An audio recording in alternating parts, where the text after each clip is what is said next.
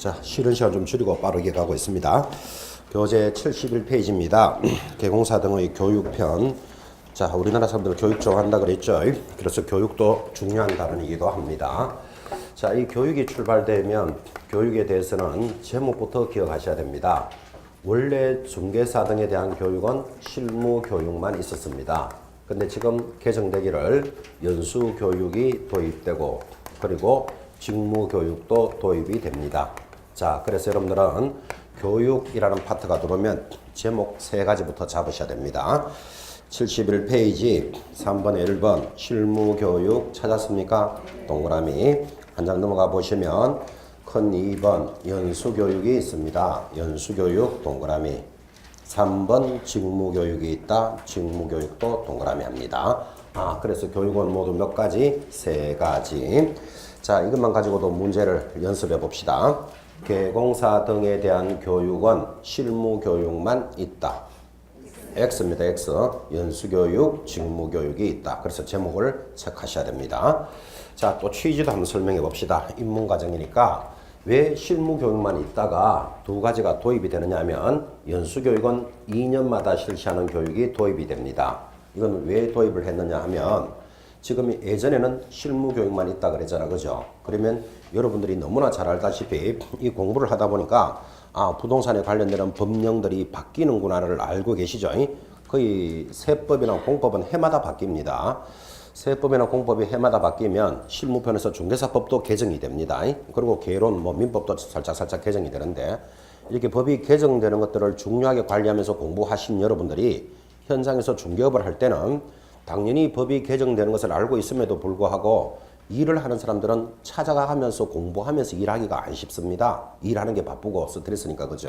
그래서 법이 바뀐 줄도 모르고 일하는 경우가 많이 발생하는 거예요. 그래서 그것을 도와주기 위해서 2년마다 연수교육을 실시해야 되겠다라는 게 도입이 됩니다. 그러면 취지를 딱 보니까 연수교육의 목적은 뭐다? 목적은 법률이 개정된 것을 가르치기 위해서 이 제도가 도입이 됐습니다.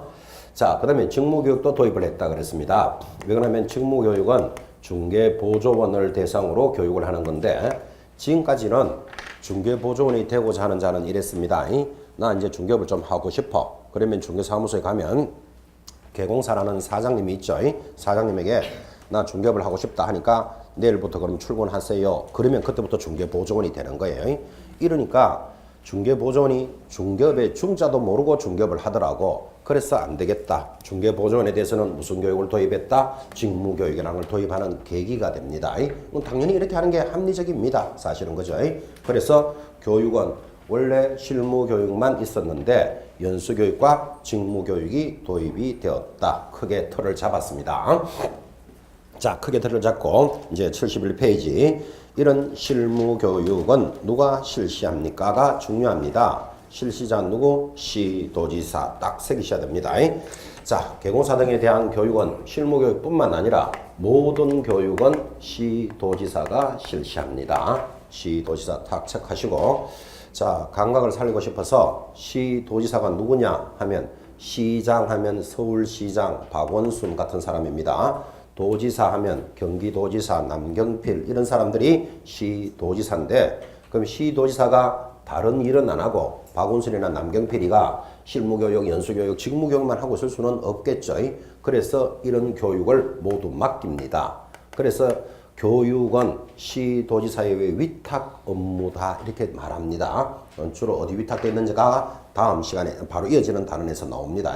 그래서 교육은 위탁을 하는구나. 누가 위탁한다? 시도지사가 위탁하는구나 정도만 감각을 잡습니다. 모든 교육은 시도지사가 실시하는데 위탁 업무이다. 그런 뜻이에요. 자, 그 다음에 이제 실무교육은 누가 받습니까? 하니까 대상자 찾았습니까? 자, 줄 하나 끕시다. 개설 등록 신청자.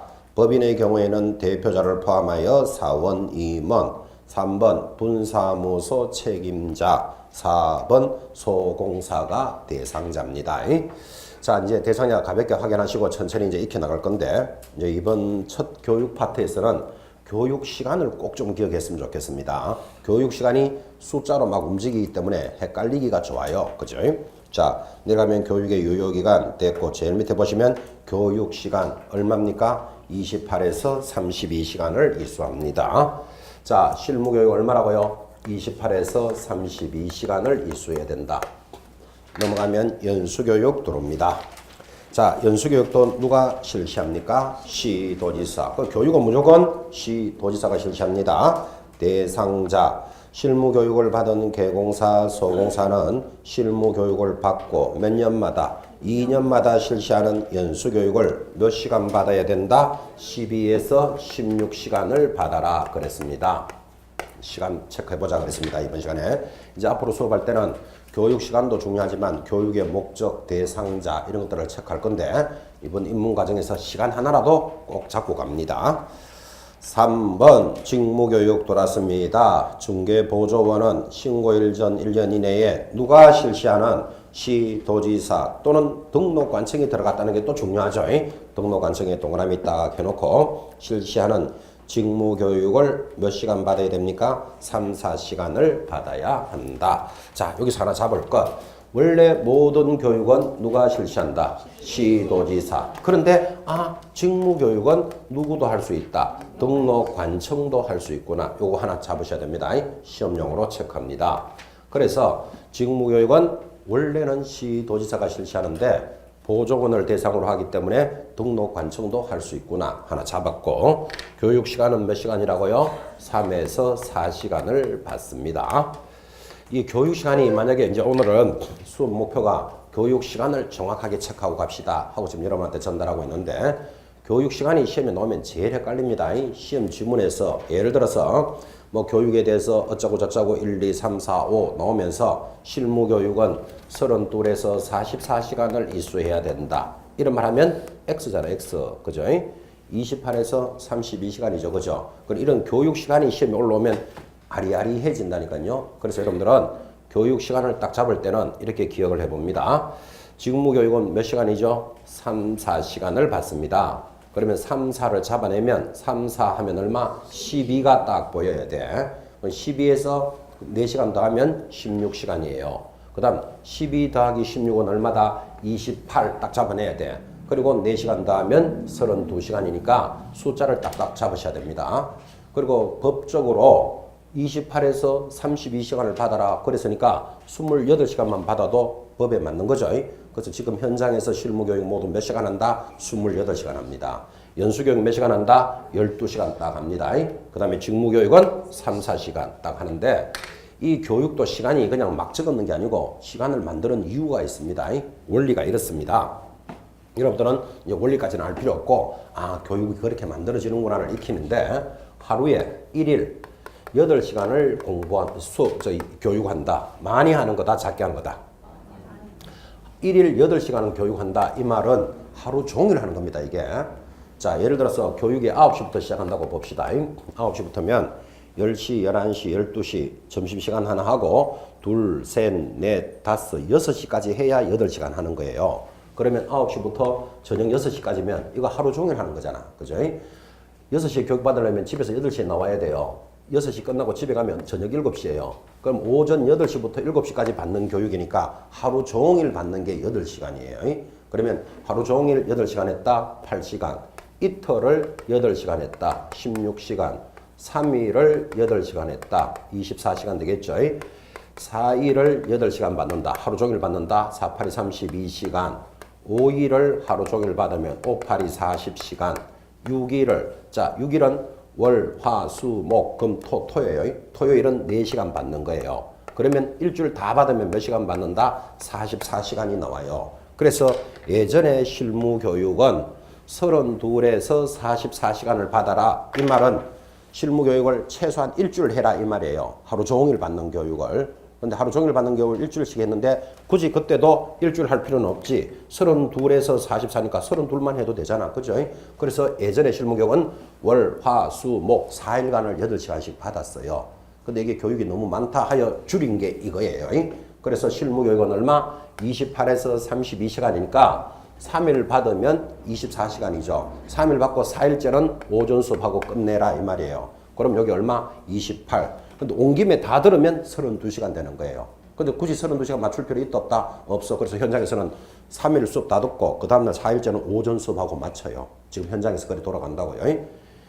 연수교육도 12에서 16시간이잖아요. 그러면 하루 종일 다 받으면 얼마? 8시간 받고 이틀째는 4시간만 받으면 12시간이에요. 그래서 이틀째는 오전 수업하고 맞춰라 이 말이에요. 근데 온 김에 다 들으면 16시간 나오는 거예요. 12에서 16시간. 그래서 요거는 실무교육은 3박 4일 교육이고 연수교육은 1박 2일이에요. 그래서 만들기는 그렇게 만들어 놨다고요. 그 다음 직무교육은 몇 시간? 3, 4시간입니다.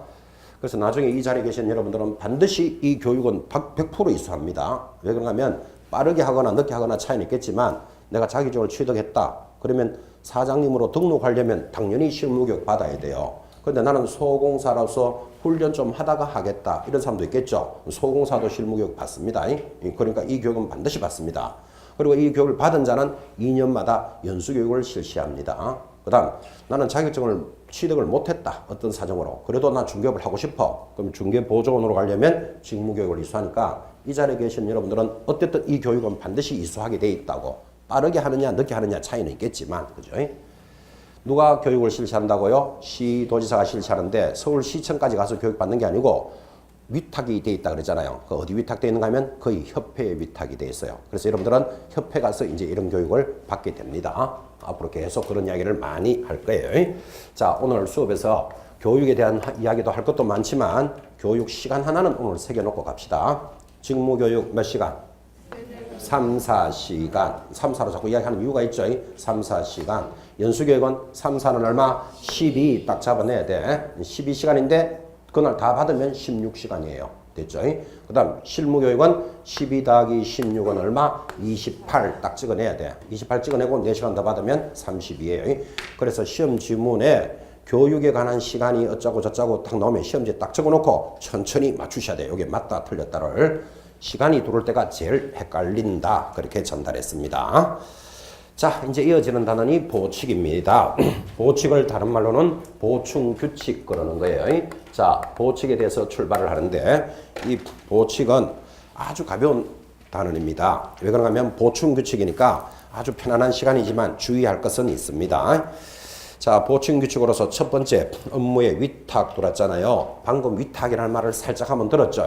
자, 위탁 동그라미 딱 해놓고 업무의 위탁에서 첫 번째 실무교육을 맡깁니다. 실무교육에 줄 긋고 쭉 내려가면 큰 2번 시험 업무를 위탁합니다. 시험 업무 줄 딱 꺼놓고 자, 그러면 묻습니다. 자, 위탁하는 업무가 무엇입니까? 첫 번째 위탁이 나왔는데 위탁하는 업무 첫 번째 뭐? 그래, 실무 교육에 관한 업무 위탁한다. 두 번째 뭐? 시험 시행에 관한 업무를 맡긴다. 그래서 위탁하는 업무가 두 가지예요. 자, 이거를 이해하려면 교육을 누가 하느냐를 알아야 이해가 된다고. 교육 누가 실시한다? 시도지사가 실시한다 그랬잖아요. 그 시도지사가 다른 일은 안 하고 개공사 교육만 하고 쓸 수는 없으니까 시도지사가 교육을 위탁한다고. 어디 위탁하는데요? 하니까 2번, 1번.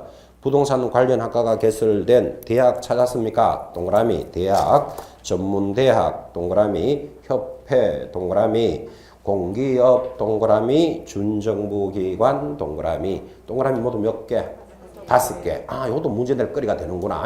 5개니까 하나 싹 털어서 낼 수도 있겠죠. 뭐 가볍지만. 그래서 이 5개가 기관에 위탁을 시도지사가 하는데 거의 다 위탁은 어디 돼 있다? 협회에 위탁되어 있습니다. 그래서 여러분들은 거의 다 협회에 가서 받습니다. 근데 가끔은 대학이나 전문대학에도 부동산 학과가 있다 이거 들어보셨죠? 뭐 숭실대, 건국대 이런 데 있어요. 부동산 학과가 있는 데서도 실무교육은 할 수 있어요. 그래서 대학에 가서 받는 사람도 있는데 대체적으로 협회에서 받게 되어 있습니다. 위탁한 기관 5개입니다. 자, 그런데 이런 업무를 위탁하면 이 단원에서 그래도 중요한 게 3번 고시예요. 고시에 동그라미 딱 해놓고 업무를 위탁하면 고시하는 거예요. 고시라는 말이 뭔가 하면 알려서 보여준다 이 뜻이에요. 그러니까 국가에서 이런 교육을 어디에 맡겼으면 이 교육은 어디서 한다라고 사람들한테 알려줘야 돼. 그 알려주는 걸 뭐라 그런다? 고시, 알려서 보여준다 이런 뜻입니다. 업무의 위탁은 고시하는데 자, 실무교육에 관한 업무를 위탁한 경우에는 위탁받은 기관의 명칭, 대표자, 소재지와 위탁 업무 내용 등을 어디에 관보에 고시하여야 한다. 관보의 고시사항입니다. 관보가 뭘까요? 관보가 국가에서 발행하는 신문입니다. 여러분들이 조선일보, 무슨 국민일보, 경향신문 이런 것들은 일간신문이다라는 건 아시죠? 일간신문에 고시한다 하면 틀려요. 주의해야 돼요. 관보에 고시한다. 하나 더 내려가면 2번 시험 업무를 위탁합니다. 자, 여기 보면 두 번째가 시험 업무를 위탁하는데 첫 시간에 공부합니다. 여러분이 준비하고 있는 이 시험은 누가 실시할까요? 그렇지. 첫 시간에 공부합니다. 원칙적으로 시도지사, 예외적으로 누가 국토장관이 실시하는데 시도지사나 국토장관이 다른 일은 안 하고 중개사 시험만 치고 있을 수는 없잖아요. 그래서 시험 시행 기관장이 시험 업무를 위탁한다 이런 뜻이에요. 그래서 제일 하단에 자 시험 업무는 시험 시행 기관장, 시험 시행 기관장이 누구라고요? 원칙적으로 시도지사, 예외적으로 국토장관이 시험 업무를 맡겨요. 어디에? 오른쪽 올라가면 공기업 찾았습니까? 동그라미, 준정부기관 동그라미, 협회 동그라미, 동그라미 모두 몇 개? 3개다. 뭐가 없다? 뭐가 없습니까? 대학. 그렇지. 그거 이야기하려고 하는 거예요. 대학이나 전문대학이 없다는 걸 옆에 표시해 놓으셔야 돼요. 대학 X, 전문대학 X 딱 표시해 놓습니다. 자, 그러면 지금 X를 했다는 뜻은 무슨 뜻이죠? 대학이나 전문대학은 시험 치는 기관은 아니다 이 말이에요. 시험 치는 기관은 아니고 뭐 하는 기관이다? 교육하는 기관이에요. 그죠? 그런데 이것도 강조 안 하면 그죠? 특히 우리나라 사람들은 대학 하면 뭐가 탁 떠오르는지 아십니까? 입시 이게 확 눈에 확 들어온다고. 그 대학에서 시험 친다라고 생각하기가 너무너무 쉬워요. 대학은 시험 치는 기관이 아니고 교육하는 기관이에요. 이런 거 조심하라고 지금 옆에 표시한 거예요. 이런 걸 강조 안 하면 그냥 대학 하면 바로 나오는 게 대학 시험 이게 딱 보인다니까요. 대학 입시 이런 거. 대학은 시험 기관이 아니고 무슨 기관이다? 교육기관입니다. 교육기관. 이런 걸 의식하고 체크해 놓으셔야 돼요.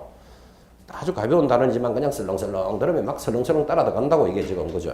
그래서 3개 기관에 위탁을 하는데 이것도 고시해야 되죠. 고시에다가 동그라미. 그 업무 위탁은 무조건 고시하는 거예요. 시험에 관한 업무를 위탁한 경우에는 위탁받은 기관의 명칭과 대표자 및 소재지, 위탁 업무 내용 등을 관보에 고시합니다. 똑같죠, 그죠? 자, 그러면 여러분한테 묻습니다. 지금 읽었던 거 체크했어. 우리 이 과목 중개사법에서 고시사항이 무엇입니까? 하면 답이 뭐다? 업무의 위탁은 고시한다. 이렇게 말하는 거예요. 위탁 업무 몇 개? 2개가 있는 거예요. 되겠습니까? 위탁 업무는 고시한다. 자, 이거를 왜 이렇게 강조하는가 하면 여러분이 지금 공법도 수업하고 계십니다. 오늘이 금요일이죠. 오늘 금요일인데 공법은 무슨 요일이죠? 화요일. 고3 선생님 하시죠? 재밌죠? 공포의 공법이잖아. 그죠? 공포의 공법. 공법 시간에 고시라는 말 들어본 적 있습니까? 몇 번 합니까? 지금은 기본서라, 인문서라서 그렇지 기본서 나올 때 한번 보십시오. 앞에 넘기면 많이 하는 게 책만 넘기면 고시합니다. 어떤 사항을 입안, 심의, 결정, 고시, 입안, 심의, 결정, 고시 계속 고시가 나오는데 제가 정확하게는 확인 안 했지만 고시 사항이 한 14가지나 이래 될 거예요. 근데 만약에 그런 걸 시험에서 그럴 때 다음 중 고시하여야 되는 것은, 고시하지 않아도 되는 것은 이런 문제 물으면 손도 못 댑니다. 여러분들이 14가지를 무슨 수로 다 암기할 것이며 꼭 시험에 나온다는 보장도 없는 놈을 붙들고 있을 수도 없다고. 그런 문제는 찍어야 된다고. 그래서 공법 문제는 공부해서 푸는 거는 공부해서 확실히 풀고 찍어야 될 건 찍어야 되지 그걸 다 공부하지는 못한다고요. 그래서 고시사항이 책만 넘기면 고시하듯이 많이 나오는데 우리 중개사법에서는 고시사항이 딱 한 개예요. 뭐를 고시한다? 업무의 위탁은 고시한다. 그래서 이건 효자 과목이기 때문에 기억해놔야 돼요. 중개사법 전체에 걸쳐서 고시하는 것 딱 한 개예요. 그래서 이거는 공법하고 개념을 비교해가면서 익히셔야 돼요. 중개사법에서 고시해야 되는 것은 하면 답이 뭐다? 업무의 위탁. 위탁 업무는 고시한다. 됐습니까? 그때 위탁하는 게 몇 개? 2개. 하나는 뭐? 교육에 관한 거. 하나는 시험에 관한 거. 그러고 딱 잡으셔야 돼요. 이렇게 다 잡고도 어디서 걸리는가 하면 일간신문에 고시해야 한다 하면 틀려요. 어디 고시한다? 관보에 고시합니다. 거기까지 잡아놓으셔야 돼요. 아주 단어는 단조롭잖아 지금 그죠? 관보에 고시하는데 관보를 국가가 발행하는 신문을 관보라고 그래요. 그러면 여러분들이 국민된 도리로 꼭 관보는 한번 보셔야 돼요. 지금까지 관보 본 적이 있다 없다? 없지. 못 봤죠. 그러면 국가가 발행하는 신문이 관보인데 이 5천만 국민들한테 신문을 다 발행해 줄 수는 없잖아. 그죠? 그래서 이 관보는 어디 있는가 하면 공공기관에 비치를 해요. 대표적으로 여러분들은 도서관 같은 데 가면 봐요. 도서관에 왜 전기 간행물 실리는 거 들어보셨죠? 또는 뭐 경찰서나 구청이나 시청 민원실에 가면 관보를 딱 게시해 놓습니다. 그 일반 국민들이 와서 보도록 해주는 거예요. 그래서 이번 주는 다 됐고 이달 안으로 여러분 관보 한번 보시기 바랍니다. 국민의 놀이로 그래도 관보가 뭐냐를 알아야 된다고. 어디 가서 보는 게 제일 편할까요? 도서관이 제일 편할 겁니다. 지금이야 별로 안 가지만 앞으로 이제 공부하러 이제 도서관에도 많이 가실 건데 낮 시간에 졸리거든. 꼭 전기 간행무실 가가지고 관보 한번 봅시다. 그래 봐요. 그러면 거기에 관리하는 여직원 발 딱 일어나서 가져옵니다. 그때 억수로 긴장합니다. 왜 긴장하냐면 일반인들은 관보 잘 안 보잖아요. 근데 관보 한번 봅시다 하면 관에서 뭔가 중요한 일을 하는갑다 이렇게 생각한다니까요. 그걸 긴장해가지고 딱 가져온다니까 그죠? 그러면 관보를 이래 들고는 자기 자리 가잖아 그죠?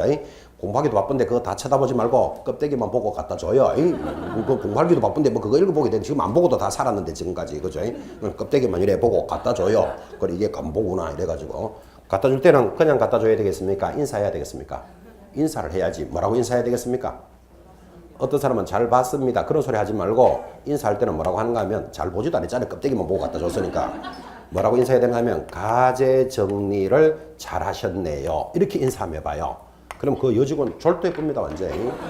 왜 졸도를 하는가 하면 여기에 가제라는 게 더할 가자에 삭제, 뺄리 제자잖아요. 가제가 뭔가 하면 이 국가에서 발행하는 훈련이 하루에도 계속 바뀌고 해마다 달라지기 때문에 관보가 있으면 해당되는 거 빼내고 새로 나오는 거 넣고 이래야 돼요. 그럼 빼내는 걸 제거, 삭제하고 새로 오는 건 추가해야 돼. 그래서 삭제 정리를 하는데 그 담당 직원이 그죠? 하루에도 10장씩 올 때도 있고 안 올 때도 있는데 그거를 일일이 매일 고쳐 넣는 게 귀찮거든. 그래서 해당되는 페이지에다가 그 내용을 꽂아놓고 한 일주일쯤 있다가 몰아서 싹 정리 잘해요. 근데 여러분들이 껍데기만 보고 가제 정리 잘 하셨네 이러면 그 여직원이 왜 졸도하는가 하면 진짜 정리를 잘 해놨는데 잘하셨네요 하니까 그 사람이 내가 한 일을 알아주는구나 그래서 졸도하고 정리를 안 해놨어 그럼 나한테 좀 욕하는구나 이렇게 생각한다고 그래서 인사를 꼭 뭘 해야 된다? 안 보고도 가제 정리 잘하셨네요 인사를 꼭 한마디 해야 돼요. 그럼 그 여직원은 졸도해버려요 완전히.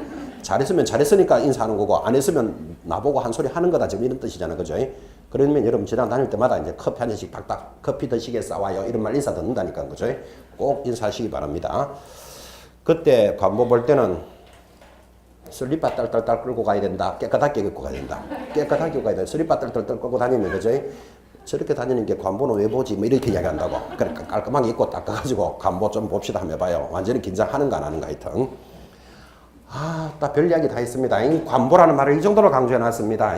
그런데도 일간신문에 고시한다에 걸려들까봐 지금 이 정도로 이야기해 놨습니다. 올 안으로 꼭 관보도 한번 보시기 바랍니다. 관보 내용 봐야 됩니까? 껍데기만 봐야 됩니까? 껍데기만 보시기 바랍니다. 안에 다 안 봐도 사는데 지장 없어요. 껍데기만 보고. 인사 뭘로 하라 그랬죠? 가제 정리. 꼭 하세요. 잘 봤습니다. 그런 소리 하지 말고 가제 정리 잘 하셨네. 한번 해봐요. 졸도합니다. 그 직원.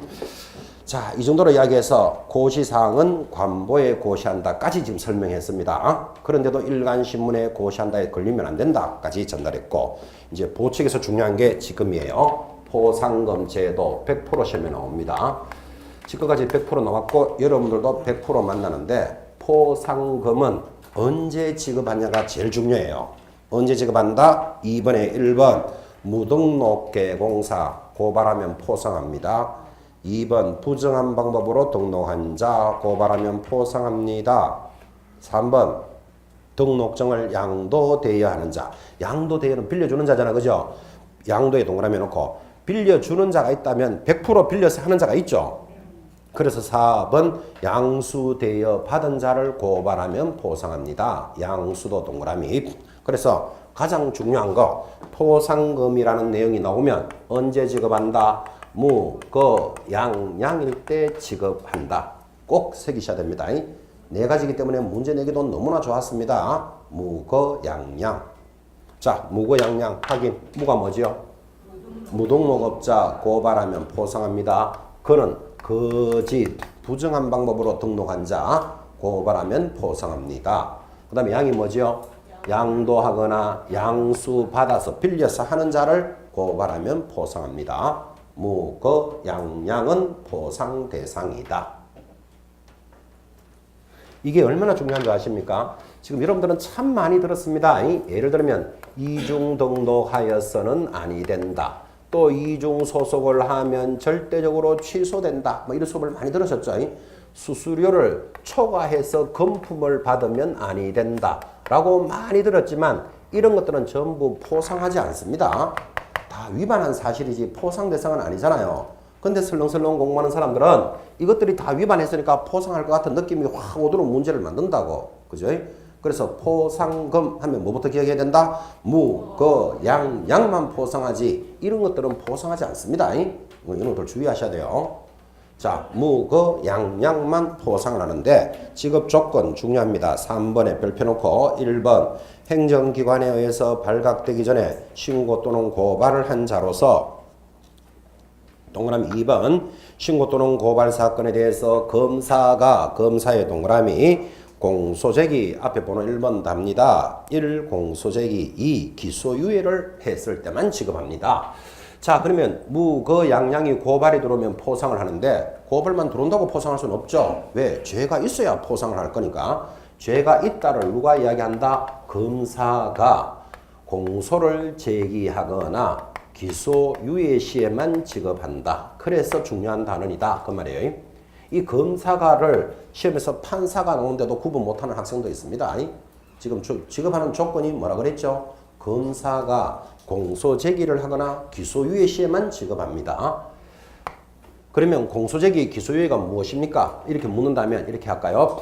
여기 무등록업자입니다 하고 고발이 들어왔습니다. 그럼 고발 들어온다고 지급할 수는 없다 그랬잖아요. 죄가 있어야 돼. 죄가 있다 없다를 누가 판단한다? 검사가 하는 거예요.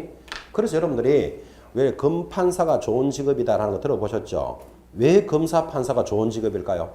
1. 월급이 많았어. 월급 그렇게 안 많습니다. 공무원들이기 때문에. 뭐가 좋은가 하면 일반인들이 가지고 있지 않는 권리가 있기 때문에 좋은 직업이다 그러는 거예요. 그럼 검사는 무슨 권리가 있는데 기소권이라는 권리가 있어요. 기소권이 뭔가 하면 죄를 물을 수 있는 권리예요. 여러분들은 검사가 아니잖아요. 여러분 검사가 아닌데 옆에 사람한테 니 죄 있나? 물을 권리 있다 없다? 없어요. 물을 권리도 없지만 옆에 사람이 미쳤나 이게 이래도 아무 문제가 안 돼. 검사가 아니기 때문에.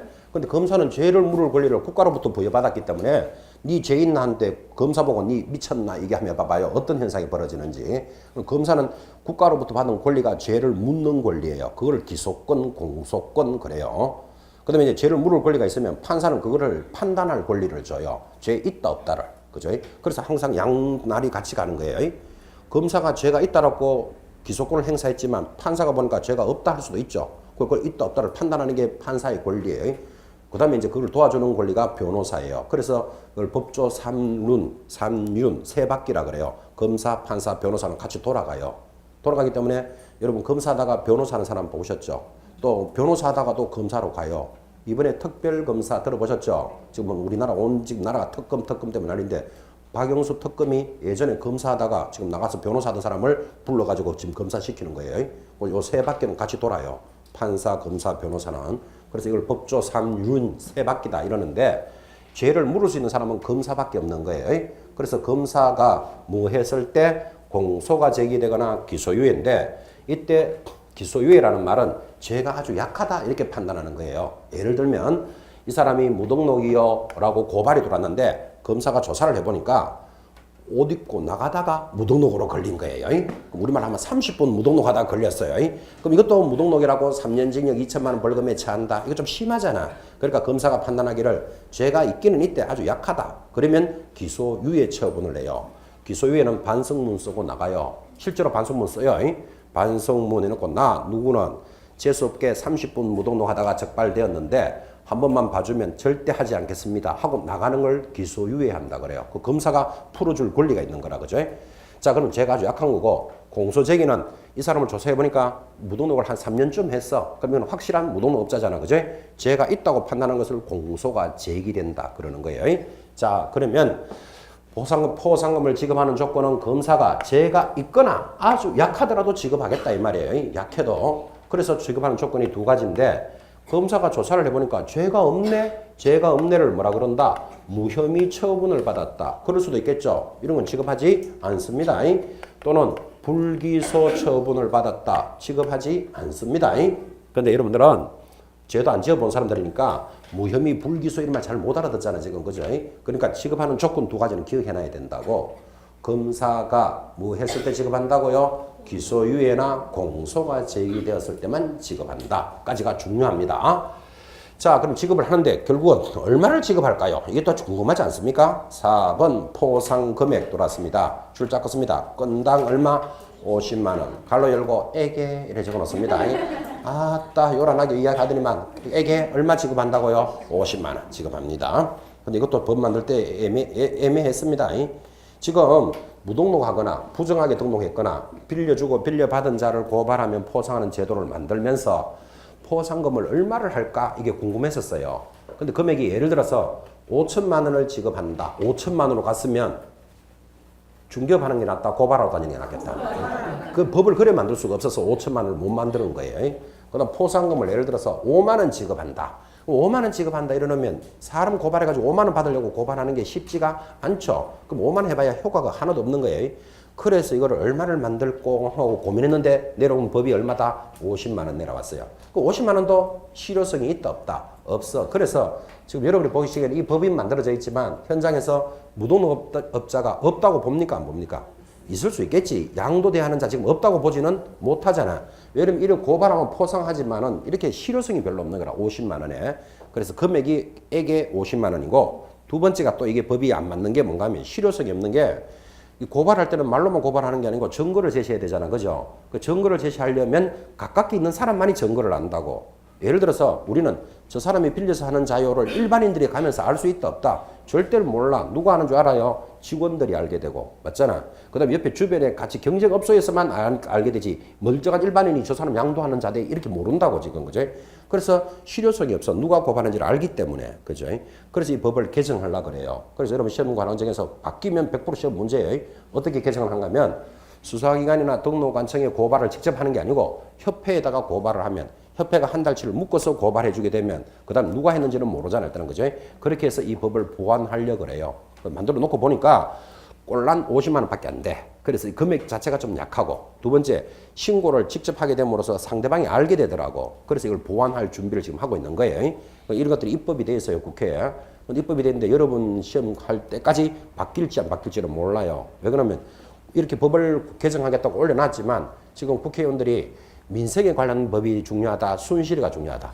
전부 순실이만 쳐다보고 앉았는 게라 지금 그죠? 그래 이게 언제 바뀌고 언제 개정될지도 모른다고 사실은. 그런 게 많아요. 지금 바뀌어야 될 것들이. 지금 나라가 엉망인 게 국회의원들이 민생에 관련되는 법을 조정하고 관리하고 이렇게 만들어 나가야 되는데 전부 막 순실이만 쳐다보고 앉았는 거라 지금 그죠? 그래서 이제 언제 바뀔지는 모릅니다. 일단 여러분들은 현재까지 기억해 놓으셔야 돼요. 언제 포상금 지급한다? 무, 거, 양일 때 어떻게 지급한다? 검사가 공소가 제기되거나 기소유예 시만 지급해요. 그리고 금액은 얼마다? 꼴란 50만 원. 이렇게 기억해 놓으셔야 돼요. 액에 50만 원을 지급합니다. 그 다음에 지급 절차 뭐 이런 것들은 천천히 보시면 되는데 이제 이 단원에서 100% 나오는 단원이 정해져 있어요. 넘어가면 2번 공동신고, 3번 복수신고 두 개 묶어놓고 별표 탁 찍어요. 굉장히 중요한 문서이고 매년 여기서 시험에 나와요. 자, 공동신고가 뭐냐 하니까 하나의 사건에 대해서 2인 이상이 공동으로 신고했습니다. 2인의 동그라미. 신고 고발한 경우에는 미리 합의한 사실이 없으면 균등하게 배분한다. 합의 줄 거놓고 없으면 균등해 줄 것입니다. 3번 복수신고. 하나의 사건에 대해서 이번에는 2건 이상의 신고가 들어왔습니다. 2건의 동그라미. 고발 접수된 경우에는 줄 것입니다. 최초 신고 고발자에게 지급합니다. 자, 그럼 줄은 꺼드렸는데 이 조문을 그런 식으로 법조문을 보고 공부하시면 판판이 걸려들어요. 한번 봐요. 자, 갑이라는 무등록업자가 있습니다. 무등록업자는 고발하면 포상 대상이죠. A가 고발을 했다. 포상금 누구한테 지급하겠습니까? A에게 얼마? 그렇지, 그래 지급하겠지. 근데 하나의 사건에 A, B 두 사람이 고발이 들어왔습니다. 그러면 누구에게 지급한다? 최초 하면 틀려요. 뭐라고 했는가 하면 합의된 방법으로 지급하되 합의가 없으면 균등하게 지급한다. 그렇게 줄 건 거예요. 합의라는 말은 A 30만 원 주고 B 20만 원 주세요 하면 합의 안 대로 해줘요. 근데 합의가 없으면 나누기 이하하는 거예요. 균등하게 지급한다. 하나 더. 이번에는 을이라는 거짓, 부정하게 등록한 자도 고발하면 포상 대상이죠. 이 사람이 남의 자격증을 붙여서 자기 이름으로 등록한 자요 라고 부정한 방법으로 등록을 했다라고 서울에서도 고발이 들어오고 수원에서도 고발이 들어왔어요. 이건 무슨 소리죠? 하나의 사건을 2건 이상이 들어왔다고 지금. 들어오면 어떻게 지급한다? 최초 신고자에게 지급한다는데 이거를 시험 문제에서 언제든지 이렇게 거는 거예요. 하나의 사건에 대해서 2건 이상이 들어오면 균등하게 지급해준다 하면 딸려가는 사람 막 나옵니다. X입니다. X. 다시 하나의 사건에 2사람 이상이 들어오면 최초로 신고한 자에게 지급한다 하면 X예요. 너무너무 비슷하게 보여요. 그게. 그래서 이 단어는 이렇게 조문으로 보면 안 되고 그림으로 눈으로 수업을 하셔야 돼. 그래서 이렇게 강조했고 이렇게 해마다 시험에 나오는 거예요. 자, 하나의 사건을 A, B 2사람이 했다. 그럼 어떻게 지급한다? 합의한다. 합의가 없으면 균등하게 지급합니다. 그 다음 하나의 사건에 대해서 서울에서도 고발 들어오고 수원에서도 들어왔단다. 2건이 들어왔다 이 말이에요. 2건이 들어오면 누구에게 지급한다? 최초로 신고자에게 지급합니다. 그림으로 익히셔야 돼. 눈으로. 그죠? 눈으로 익히셔야 됩니다. 지금까지 포상금 제도에서 시험은 무조건 여기서 나옵니다. 여기서. 이 2가지를 자꾸 눈으로 익히셔야 돼요. 이 눈으로 익히고 나면 그 다음에 계산 문제가 나와요. 계산 문제는 좀 어렵긴 한데 이제 앞으로 여러분 훈련도 하겠지만 계산 문제는 이런 거예요. 필기하지 말고 듣습니다. 자, 갑이라는 무등록업자가 있는데 A, B 2사람이 고발을 했다. 그럼 A에게 얼마 지급합니까?